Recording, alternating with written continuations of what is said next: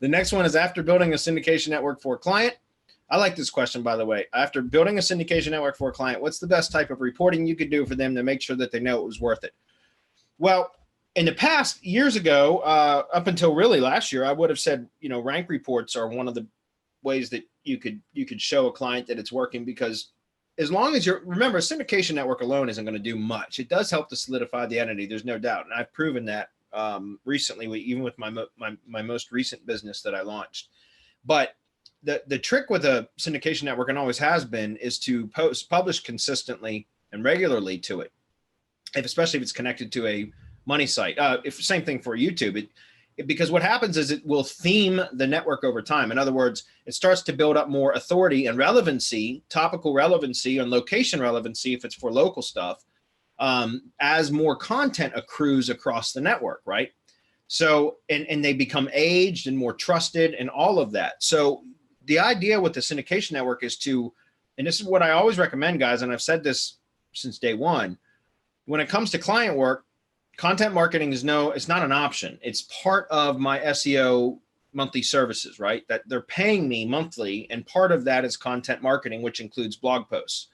If it's a lead gen property that I own, I might not blog all the time, or I might not have VAs blog all the time, because once I get results and I get it to rank, then typically I can pull back.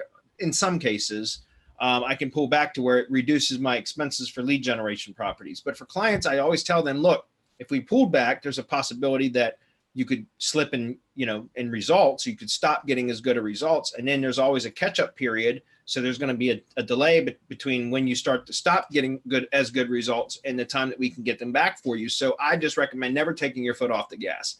So that's what I always recommend to clients. And so it's an ongoing thing. As far as how do you report to them, rankings are no longer my primary reporting method. I still include rank reports, I'm not going to lie, to my clients, guys. But I made it clear to them well over a year ago now that it's because of the way that the algorithm is now with mobile index first and proximity and all of that, that the rank reporters they're inaccurate. They may provide an indication as to the ranking health of something, but they are really rather inaccurate, because it really depends on where somebody is, what kind of device they're searching from, their search history, all of that kind of stuff influences search rankings now for each individual user. So what we focus on, and I know my partners will agree, is that we focus more on providing traffic statistics. So analytics, GMB insights, Google Search Console. For Search Console, you could show that the site is getting more impressions, which means that the site is being recognized by Google for more keyword search queries and given impressions. For analytics, you can show traffic increasing. For GMB insights, more maps activity, impressions, clicks, click for driving directions if it's a storefront, phone calls, those kind of things. So my primary reporting methods to my clients now are analytics, GMB insights, and Search Console. And if I'm doing AdWords stuff, obviously, Google Ads stuff, I can show them ads traffic statistics. And then rank reports are always thrown in there, but they're kind of a secondary thing. They're not, I've made it real clear that they're no longer the primary reporting method. All right. So specifically around or regarding the syndication network, the conversation needs to be around branding and ongoing brand recognition. That's how you're reporting. Well, the initial conversation with the client, that's what needs to take place. You're going to tell the client that you're going to have the brand throughout the web. And that you're going to be working on ongoing brand recognition, which just means that you go and add, because we have a ton of update videos, you add new profiles according to the updates that Bradley does on an ongoing basis. It's very simple. If you keep the conversation that way, and that you'll be working on the brand, and that you'll be working on brand recognition, then you can bring in content syndication as part of it, because the only way that you could get the brand, that you could get it branded correctly and you could get the brand recognized, is by posting on a regular basis into these different social media and Web 2.0 properties that you're going to create. That's how I would frame the conversation with the client, so that there's nothing else that you have to account for, no ranking or anything else. Now, as Bradley said, the second part of this would also be that you're paying for, you're getting paid for results. Or that's at least how I do it, and I know Bradley does it the same way my partners do. You get paid because you produce results, and so as long as you can show that you're producing results, which is all of the things Bradley said, and also phone calls, you make sure that you have a way to get into those phone calls, your client's phone calls, to see and to be able to show the client that you have affected the number of calls that have come into the business on a monthly basis, and it's because of your work and what you've done. That's how I would frame the reporting. Yeah, I totally second and third what these guys were saying.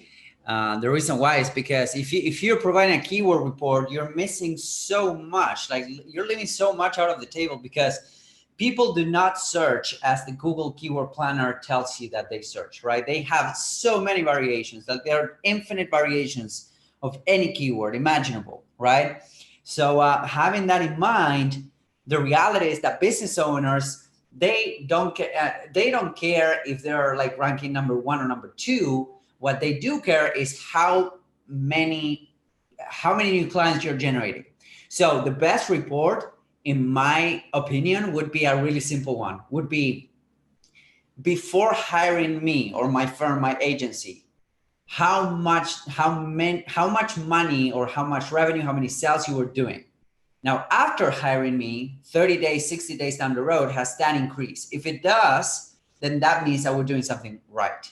So it's just like the bare bones reports, that will be it. You can add impressions, you can add increasing traffic, longer length of sessions, on the website, decrease bounce rate, and all that good stuff. But at the end of the day, what a business owner will be focusing upon is your help helping them, or are your services helping them move the needle and move their business forward, right? A business owner that is like focusing on, oh, well, we decrease one spot, or we lose like 10% of our rankings. That guy is putting their main focus and energy where it shouldn't be, which is, that's your job. That's why they're hiring you. So those are my 2 cents. Okay. Oh, I have an update. I had a client that had a GMB that was suspended they're in the pest control industry. And I just went in and made a slight edit, and it got suspended. And it's a legit business. It's been legit for 7 years. It wasn't spammy. Nothing I did was spammy.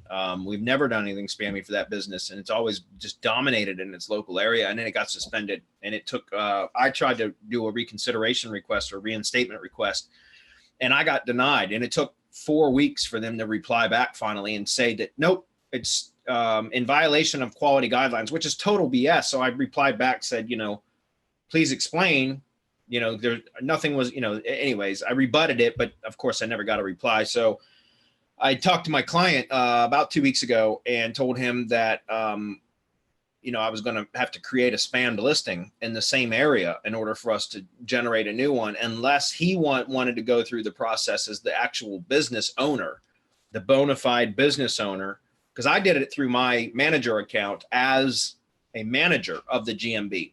But I had him do it. I asked him if he would do it under his owner's account. And so he submitted a reinstatement request, and it took only about two weeks, maybe 2.5 weeks. And we just got notification yesterday that the listing has gone live again.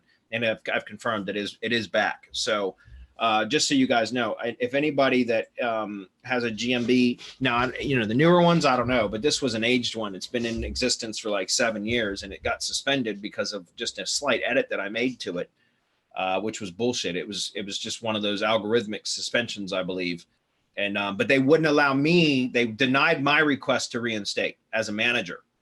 But as the business owner, he was able to get it reinstated, and about half the time that it took them to even reply to me. So just so you guys know, that's something you may want to check out if you run into the same issue. Okay.